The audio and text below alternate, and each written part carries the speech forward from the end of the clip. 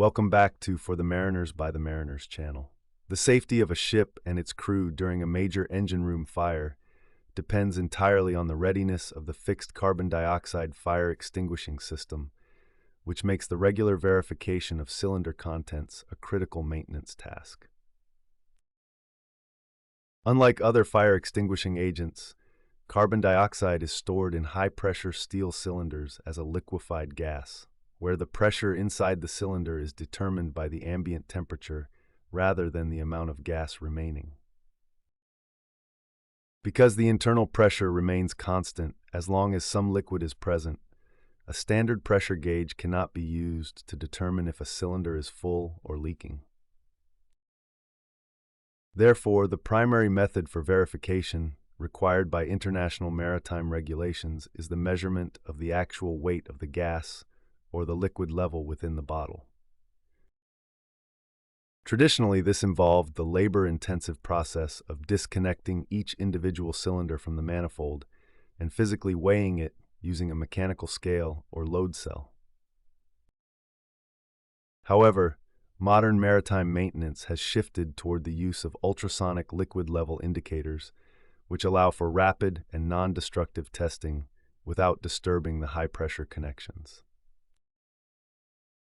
To perform this verification using an ultrasonic device, you first apply a small amount of ultrasonic couplant to the side of the cylinder wall. You then move the ultrasonic transducer vertically along the cylinder while monitoring the signal strength on the handheld display.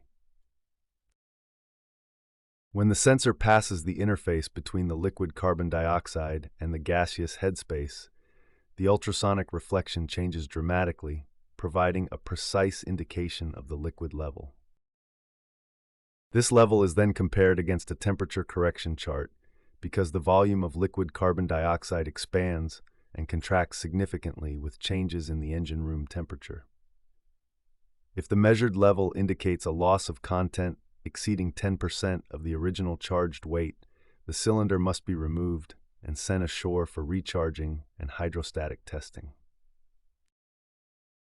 It is also vital to inspect the physical condition of the cylinders for signs of external corrosion, especially at the base where moisture can accumulate. The discharge heads and the flexible loop hoses must be checked for tight connections and signs of aging or cracking that could lead to a leak. All verification results must be meticulously recorded in the ship's fire safety logbook, noting the date of inspection, the ambient temperature, the measured level, and the calculated weight for every bottle in the bank.